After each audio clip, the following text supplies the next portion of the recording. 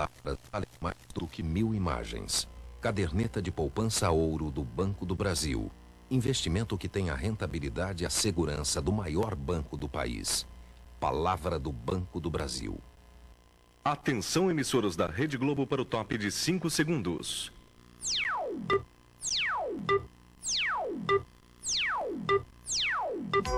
VASP, a melhor distância entre 2 pontos.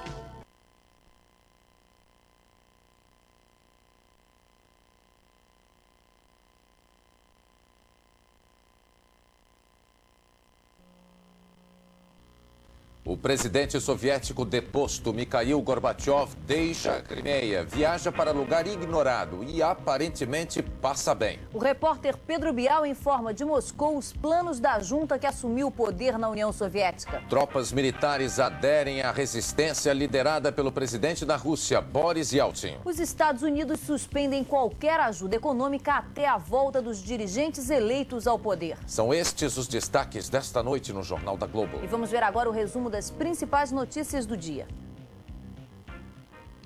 6 pessoas morrem na queda de um helicóptero da FAB no Mato Grosso do Sul. 2.000 pessoas estão desabrigadas em Alagoas. A chuva provocou o transbordamento do rio Mundaú e deixou várias cidades alagadas. O saldo da balança comercial de julho é o menor dos últimos 8 anos, 777 milhões de dólares. A União Soviética amanhece com tanques e sem Gorbachev. O mundo volta a viver o medo na sombra da Guerra Fria. O presidente destituído da União Soviética, Mikhail Gorbachev, deixa a cidade de Simferopol, na Crimeia. A informação é da agência de notícias soviética RIA, que não divulgou o destino do ex-presidente. Testemunhas afirmam que Gorbachev aparentava estar bem, contrariando a justificativa dos golpistas para o afastamento dele. O golpe que derrubou Gorbachev está completando 24 horas. Perto do prédio do parlamento russo, onde está o presidente Boris Yeltsin, a movimentação foi grande durante toda a noite. Neste momento, há tanques e blindados em toda a área. Bem perto estão os tanques leais a Boris Yeltsin, o líder da resistência. Um pouco mais longe, os tanques do exército soviético, enviados pelo novo governo. Mas o número de soldados da resistência está aumentando. Durante a madrugada, alguns dos soldados que faziam parte das tropas do exército se juntaram aos soldados leais a Boris Yeltsin. Muitos levaram as armas para dentro do prédio do parlamento russo. Um dos soldados declarou: "Eu estou com Yeltsin, estou do lado do povo." A junta de governo que assumiu o poder na União Soviética começa a definir seus planos. A tendência dos militares é deter a democracia política, mas preservar o nascente liberalismo econômico. Um projeto que pode ser definido como de uma ditadura próspera. É o que nos informa de Moscou o repórter Pedro Bial. Foi um golpe da linha dura, sim, mas a posição dos novos líderes soviéticos parece ser a seguinte: democracia política não, mas liberalismo econômico, por que não? A junta, batizada de Comitê de Emergência, parece pretender uma ditadura próspera, ao estilo do Chile de Pinochet. Por isso, alguns acham improvável uma repressão maciça do movimento popular de resistência que levaria a União Soviética de volta ao isolacionismo. Mas ninguém nesse momento tem certeza de nada. Quando apelou para o Exército e a KGB para que obedeçam às suas ordens e não ao poder central, o presidente da Rússia, Boris Yeltsin, decidiu pela confrontação. E aquela gente que está em frente ao parlamento russo está lá ameaçada por essa mesma confrontação. A ameaça de uma guerra civil num conglomerado de repúblicas recheado de armas nucleares é, no mínimo, apavorante. Pedro Bial, de Moscou para o Jornal da Globo. Apesar dos planos da junta de governo, a reação em todo o mundo é de condenação ao golpe que derrubou Gorbachev. Nos Estados Unidos, depois de todos os avanços nas negociações pelo desarmamento e pela cooperação econômica, as autoridades ainda reagem com perplexidade. Carlos Dornelles. Tanto o governo como a opinião pública norte-americanos continuam perplexos, não só pelo fato de ter ocorrido o golpe, mas também pela maneira inusitada como isso aconteceu. Um golpe de uma super linha dura soviética, mas sem sangue, sem grandes confrontos e, pelo menos até agora, sem a guerra civil que todos esperavam nesse caso e que confundiu todo mundo. Nunca houve um conflito em que os especialistas tenham ficado tão cautelosos. Nessa fase tão nebulosa, em que a linha dura não se arriscou a ser tão dura, ninguém quer correr o risco de morder a língua. O governo americano suspende qualquer ajuda econômica à União Soviética enquanto a situação política do país não voltar ao normal. Num documento de 2 páginas, divulgado agora à noite, o presidente americano George Bush disse que o golpe que derrubou Gorbachev é inconstitucional e condenou o uso da força. Bush declarou ainda que apoia o apelo feito por Boris Yeltsin, presidente da Federação Russa, para que as autoridades legalmente constituídas sejam reconduzidas ao poder. O fim da perestroika pode mudar o curso da economia mundial, com reflexos diretos na economia brasileira. Joelmir Betting.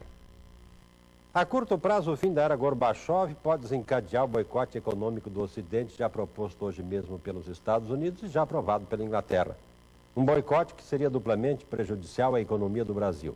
E não propriamente pela suspensão do intercâmbio econômico entre os 2 países, na eventualidade de uma adesão brasileira ao boicote, mas pelos efeitos colaterais da exclusão soviética de todos os mercados.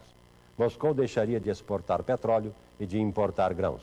O petróleo que o Brasil importa ficaria mais caro e os grãos que o Brasil exporta ficariam mais baratos.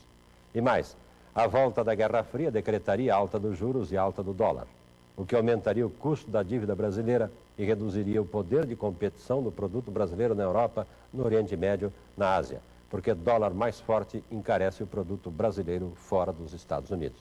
Em resumo, o Brasil nada tem a ganhar com o fim da era Gorbachev. Nem o Brasil, nem o mundo.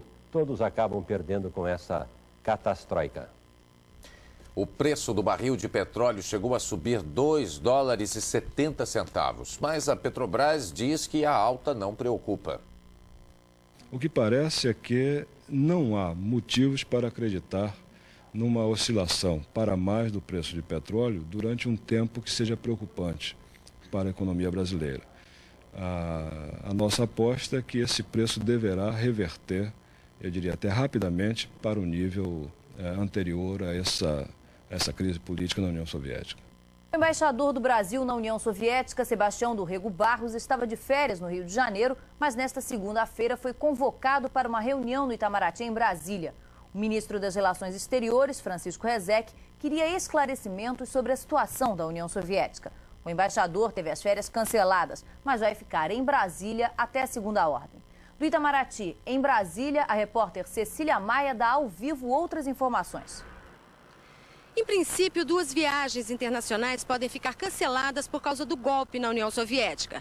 Uma do presidente da Rússia, Boris Yeltsin, ele viria a Brasília em setembro. E a outra do ministro das Relações Exteriores, Francisco Rezec, a Moscou, que estava marcada para dezembro.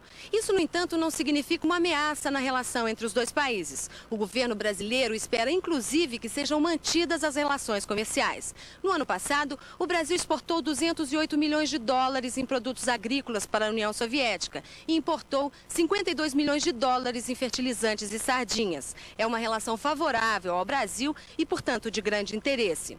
Nesse momento, segundo o Itamaraty, cerca de 100 brasileiros estão na União Soviética. Até agora, nenhum deles procurou a embaixada brasileira por qualquer problema. Cecília Maia, de Brasília. 6h23 da manhã em Moscou e o dia começa a clarear nas repúblicas da União Soviética. As forças especiais do Ministério do Interior controlam a sede do movimento separatista da República da Letônia. E a agência de notícias da Rússia informa que o exército está dividido. Muitas divisões deixaram de entrar em Moscou porque os oficiais se recusam a obedecer às ordens da junta que assumiu o poder. Mas a movimentação dos tanques é intensa em toda a União Soviética. Os tanques e tropas federais ocupam as ruas de Moscou, capital da União Soviética. Mas várias unidades do exército já estão apoiando o presidente da República Russa, Boris Yeltsin. Há informações de que os tanques federais também estão nas ruas de Leningrado, na Rússia. A televisão da República da Lituânia informou que mais de 100 tanques entraram na capital, Vilna. Os tanques também ocupam a cidade de Baku, capital da República do Azerbaijão. O novo homem forte da União Soviética foi definido uma vez por Mikhail Gorbachev como uma pessoa em quem se pode confiar. Uma avaliação duvidosa. Gennady Yanayev foi escolhido pelo próprio Gorbachev em dezembro do ano passado como vice-presidente da União Soviética. e acabou liderando o golpe que pode ter liquidado a perestroika. O engenheiro e advogado Gennady Yanayev nasceu em 1937 na Rússia. Muito aberto e com grande senso de humor, iniciou sua ascensão na juventude comunista, passando depois pelo movimento sindical, até chegar à hierarquia do Partido Comunista. Falando fluentemente inglês e alemão, coisa rara entre os dirigentes soviéticos, rapidamente se destacou. Conhecido como um comunista convicto, enfrentou as resistências à sua indicação como vice-presidente da União Soviética. Já no cargo, Yanayev chegou a declarar que apoiava integralmente a política de Gorbachev, mas que estava preocupado com o descontentamento popular provocado pela crise econômica. Hoje, ao proclamar-se presidente em exercício da União Soviética, Gennady Yanayev justificou a mudança de poder no Kremlin, definindo o país como ingovernável. Uma frase que marcou o dia de hoje no mundo inteiro foi dita logo ao amanhecer na União Soviética por um locutor de TV. Ela não tem assinatura, mas é a expressão de um movimento militar que articula um golpe, empossa o vice e depois vai buscar, sem sucesso, o apoio nas ruas. A frase é contundente. A perestroika entrou num atoleiro.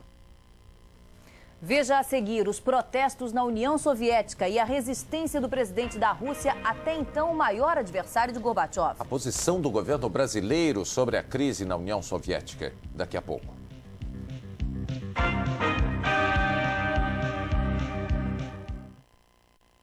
O que você está falando? Vai procurar o Felipe, vai se consolar com o Felipe. Procura quem você adora. Para com isso! Para com isso! Raciocina! Eu te adoro, eu não mereço isso! Eu mereço! Rodolfo e Estela, um romance em crise. O Dono do Mundo, amanhã, depois do Jornal Nacional. Globo e você, tudo a ver.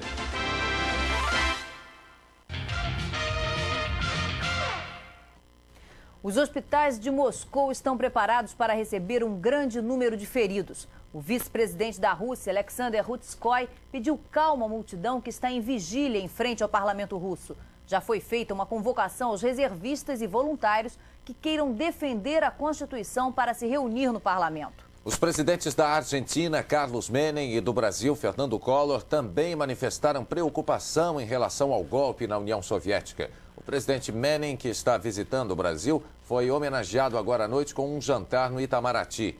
No final da tarde, o presidente da Argentina deu uma entrevista ao repórter Alexandre Garcia. O presidente da Argentina está reinaugurando o Palácio Alvorada em sua nova função, a de ser casa de hóspedes ilustres. E essa é a primeira entrevista que o primeiro hóspede concede. Presidente Menem, por que razão o Brasil e a Argentina fizeram hoje uma nota conjunta a respeito da União Soviética? Estamos preocupados e não queremos que novamente se volte a sistemas totalmente superados no mundo. Os ideologismos não têm sentido no mundo atual, moderno, onde a interdependência é quase absoluta entre todos os estados. E quando há países onde não impera a democracia, a liberdade, evidentemente surgem obstáculos para a integração de todas as comunidades do mundo. E essa posição conjunta vai servir também para questões nucleares? Amanhã mesmo vamos fazer referência a este tema, mas además... Agora, amanhã mesmo, vamos fazer referência a este tema. Mas, além disso, vamos entrar na eliminação da fabricação de armamentos não convencionais entre Brasil e Argentina.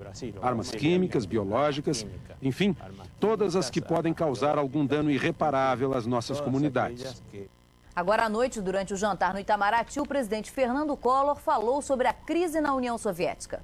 Os dois falaram do esforço de entendimento e cooperação entre Brasil e Argentina para a integração da América do Sul. O presidente Collor fez questão de falar sobre a crise na União Soviética. Muito nos preocuparam os acontecimentos das últimas horas na União Soviética. A conquista da democracia é a conquista da soberania popular. É a vitória da liberdade de expressão sobre a arrogância do totalitarismo. É o império do direito sobre o império da força. É o fundamento do diálogo nacional e da paz universal. Aumenta a oposição ao golpe da junta comunista de linha dura que derrubou o poder do líder soviético Gorbachev. Várias unidades do exército soviético declararam lealdade ao presidente da República da Rússia, Boris Yeltsin. Yeltsin, um dos maiores opositores de Gorbachev, foi às ruas, convocou uma greve geral no país e conclamou o povo a resistir ao golpe.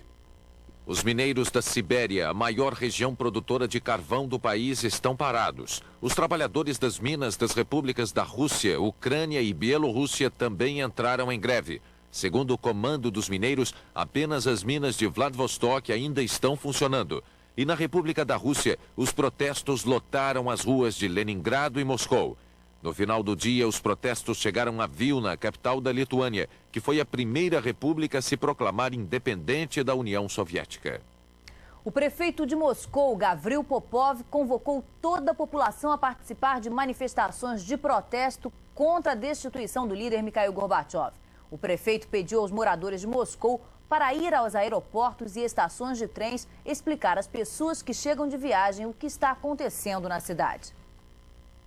O presidente da Rússia, Boris Yeltsin, se transformou no maior personagem da resistência ao golpe e, na Praça Vermelha, lançou a advertência.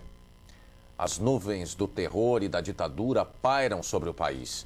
Não podemos deixar que elas tragam a escuridão eterna sobre a União Soviética. Uma pergunta corre pela União Soviética. O que é que vai acontecer com o Yeltsin?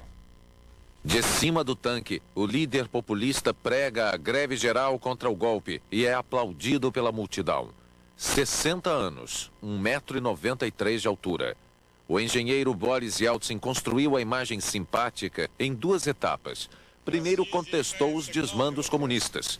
Depois criticou duramente a lentidão das reformas econômicas e políticas de Gorbachev. Amigo da vodka e dos comícios de rua, prometeu para todos os moscovitas casa própria até o ano 2000. Os críticos dizem que é um demagogo. Os especialistas dizem que ele fala tudo o que o povo quer ouvir. Foi fácil para ele ser eleito presidente da Rússia, a maior e mais poderosa república soviética.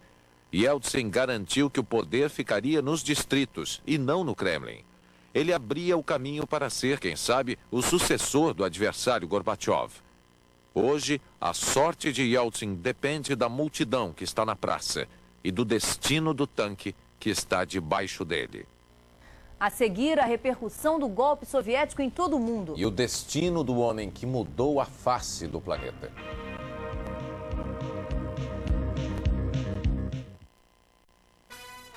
Doris, para maiores. Que dó. Se eu soubesse que Android era tão bom assim, eu não tinha perdido tanto tempo correndo atrás de mulher.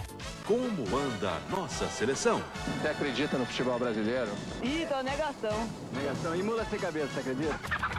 E o que você vai fazer com os seus cruzados novos? Essa jovem líder empresarial, por exemplo, já está aplicando seus cruzados na redecoração do escritório. Doris, para maiores. Terça Nobre, amanhã, depois de O Dono do Mundo. Globo e você, tudo a ver.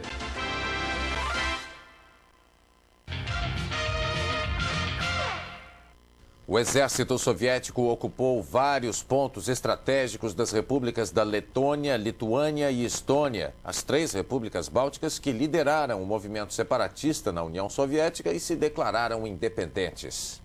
O centro de imprensa da República da Lituânia e a central telefônica da capital, Vilna, foram ocupados por tropas federais. Na Estônia, o governo local pediu à população para se preparar para uma greve geral.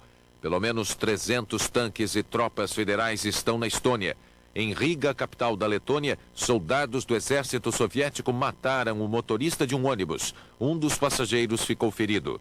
A TV e o Ministério do Interior da Letônia foram ocupados por soldados. O parlamento está cercado pelas tropas. O presidente Gorbachev teria sido chamado a Moscou no sábado para uma reunião com dirigentes soviéticos e se negado a sair do governo. A informação é da agência RIA, a mesma que informou que Gorbachev deixou a Crimeia sem destino conhecido. Ainda, segundo a agência, a reunião de Gorbachev teria sido justamente com os chefes militares que agora fazem parte da junta que tomou o poder. Mikhail Sergeyevich Gorbachev, personagem de hoje, não mudou apenas a União Soviética. Nos 6 anos em que ele ficou no poder, o filho de camponeses do Cáucaso reescreveu a história de todo o mundo contemporâneo.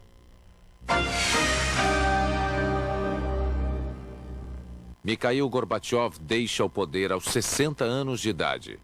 2 palavras marcam a biografia deste homem, que ganhou o Nobel da Paz em 90. Perestroika, que quer dizer reestruturação, e glasnost, que significa transparência. As 2 palavras sintetizam um programa de guerra à burocracia estatal e a abertura de um sistema fechado para o exterior e superado. Dialogando com o mundo, ele acabou com a Guerra Fria, estimulou a democratização dos países do leste europeu e ajudou a derrubar o Muro de Berlim. Para o Ocidente, ele foi o homem da década de 80, popular e moderno, uma imagem reforçada pela companhia da mulher Raíssa. Lá dentro das paredes soviéticas, ele teve atritos com os nacionalistas de várias repúblicas e não conseguiu convencer o povo do acerto das reformas econômicas. As filas enormes, a falta de alimentos, fizeram crescer as batalhas políticas contra ele dentro do Partido Comunista. Ele preferia um partido menos marxista e mais social-democrata, próximo da Europa. Os acordos de desarmamento que assinou com o Ocidente aumentaram a esperança de paz no mundo. Realista, sempre soube que a resistência a ele era grande. Convidado a vir ao Brasil no ano que vem, para a Eco 92, ele respondeu que viria, se não acontecesse um acidente de percurso. Na madrugada de hoje, o acidente aconteceu. O presidente norte-americano George Bush acredita numa reviravolta soviética e explica por quê. Quando o povo compreende o que é liberdade, sente o gosto da liberdade, não vai querer voltar para trás. As revolucionárias mudanças comandadas por Gorbachev tinham o apoio de praticamente todo o mundo. Mas dentro da União Soviética, a conspiração andava solta. Paulo Francis. Há muito tempo se previa a queda de Gorbachev. Na semana passada mesmo, um dos seus mais íntimos colaboradores, Alexander Yakovlev, o criador da perestroika, disse que ia haver um golpe de Estado na União Soviética. Não deu outra coisa. Mas Gorbachev é um grande homem. Mudou o mundo que nós conhecíamos. Desfez o Império Soviético a leste da Europa, liquidou com a noção teórica de marxismo-leninismo, comunismo inventado por Stalin e deu ao povo soviético uma voz livre, pela primeira vez em mais de 70 anos. Com a liberdade veio a confusão, porque a União Soviética não é um país, é um conglomerado de nacionalidades. Gorbachev, democrata, não quis reprimir à força esse movimento, mas também não quis liderá-lo. Criou-se um vácuo que agora é preenchido por essa junta. Mas essa junta tem de ser democrata. Não há reversão para o sistema antigo, que acabou para sempre. O professor e sociólogo Jacob Azarian é da Armênia e foi deputado lá em 1953. Ele é considerado um especialista em questões soviéticas. Professor, por que o golpe aconteceu neste momento? Seriam problemas econômicos, de abastecimento, ou seria esse movimento de independência de algumas repúblicas soviéticas? Eu acho que a segunda parte da sua pergunta é verdadeira. É o movimento de independência de várias repúblicas que fazem parte da União Soviética. A coisa indo muito longe, uma espécie de divisão da própria União Soviética, e os conservadores, os dirigentes, a elite dirigente, juntamente com as forças militares e o serviço secreto, não permitiam, não estavam de acordo com a evolução dos acontecimentos e justamente deram um golpe no momento que a coisa ia indo bem. Algumas repúblicas independentes, por exemplo, elas dispõem de forças militares. O senhor acredita que pode haver um confronto violento realmente? Não creio, porque a coesão das forças conservadoras é tão grande, digamos, a classe dirigente, a nomenclatura, é o nome das pessoas que fazem parte da cúpula. Os militares e os serviços secretos estão tão unidos que dificilmente pode haver digamos, a vitória de uma reação popular. O senhor acredita na possibilidade de uma volta também da Guerra Fria? Eu acho que já começou, hoje, com esse golpe que foi dado, já começou a Guerra Fria, infelizmente, para a União Soviética e para a humanidade.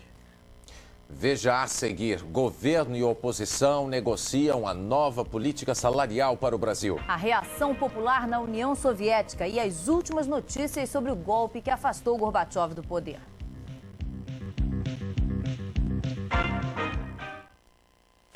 Isso não forma uma dupla caipira? Teria que ser uma dupla Alberto e Roberto. Eu migo comigo mesmo.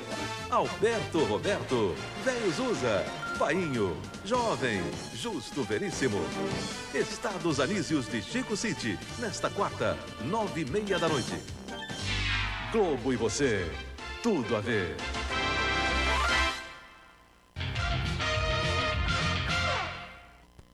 A decisão sobre uma nova política salarial pode sair do Ministério da Justiça e não do Ministério da Economia. Os líderes de oposição conversaram durante 2 horas hoje com o ministro da Economia, Marcílio Marques Moreira, mas não conseguiram o que queriam.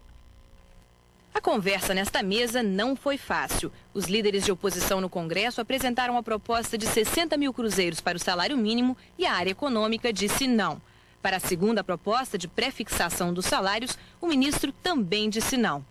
Apesar dessas negativas da área econômica, os líderes ainda acreditam num diálogo. Um diálogo mais político e menos econômico. O ministro fez questão de afirmar que, mediante as nossas ponderações, a decisão agora passava a ser política e indicou para amanhã uma reunião nossa com o ministro Jarbas Passarinho. Um projeto de privatização da Previdência Social provoca polêmica no Rio.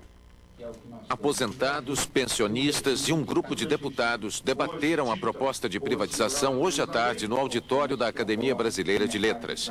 Um dos autores do projeto, o professor Luiz Carlos de Carvalho, sugere que as contribuições do trabalhador sejam administradas por instituições financeiras particulares.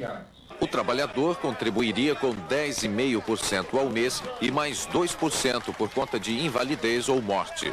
Depois de 35 anos, o aposentado receberia 70% da média salarial do último ano de contribuição.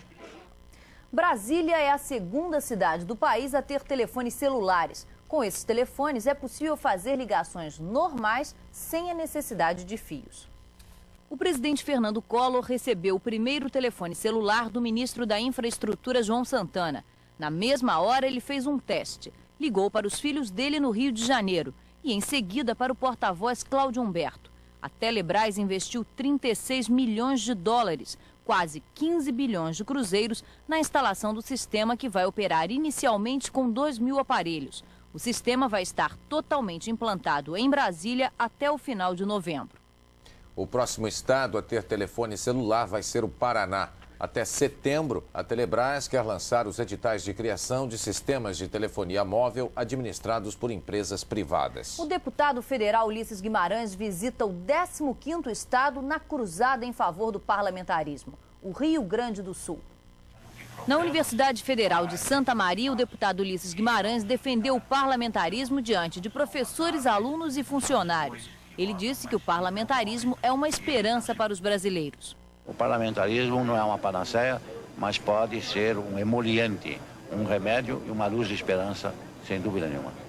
O deputado Ulisses Guimarães disse também que acha o golpe na União Soviética um acontecimento mais preocupante do que a guerra no Golfo Pérsico. E o leste europeu está apreensivo, mas os governos garantem que vão defender as reformas democráticas e as conquistas econômicas dos países da região.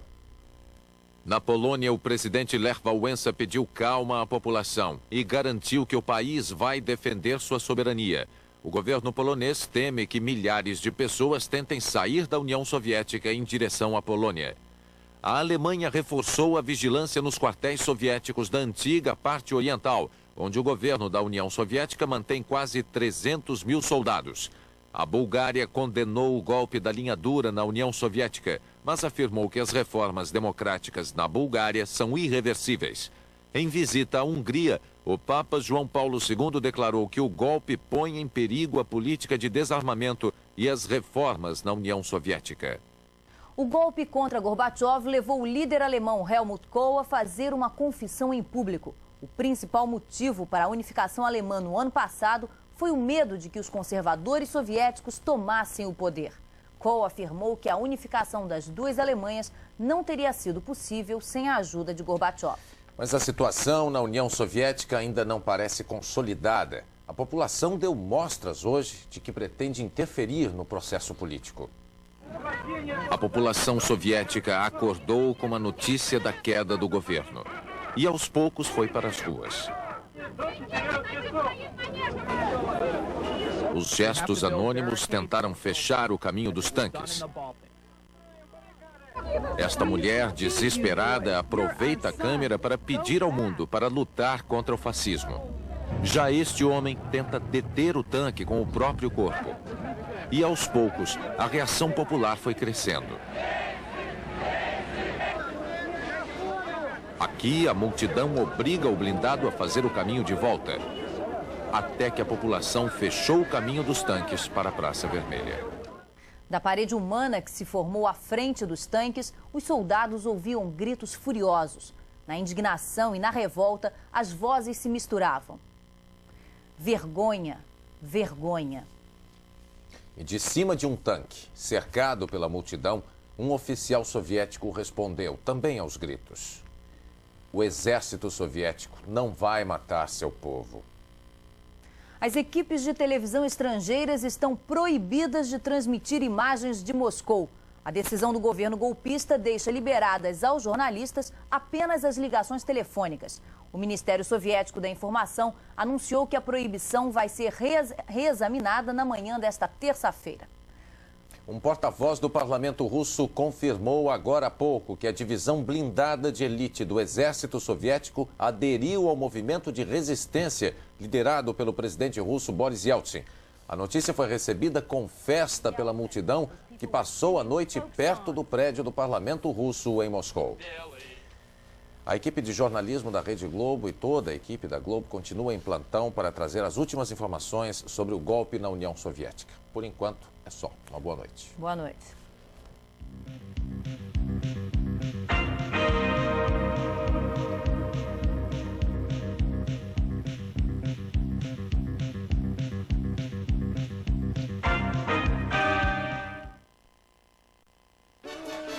Mais uma vitória de Ayrton Senna no Mundial de Fórmula 1. Próximo desafio, Grande Prêmio da Bélgica, ao vivo, direto do circuito de Spa-Francorchamps. Domingo, dia 25. Mundial de Fórmula 1. Acelerou, venceu. Oferecimento fortificante biotônico Fontoura. Quem toma biotônico tem a força. Chocolates Nestlé.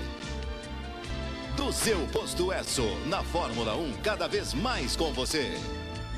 Brahma Chopp, na Fórmula 1, fique com a número 1.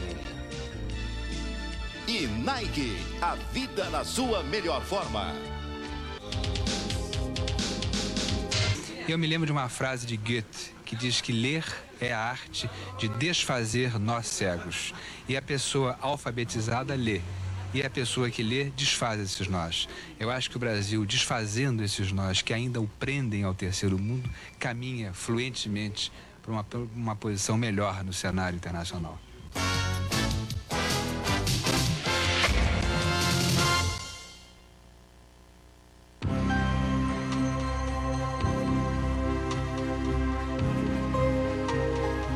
Globo e você, tudo a ver. Estados Anísios de Chico City, toda quarta.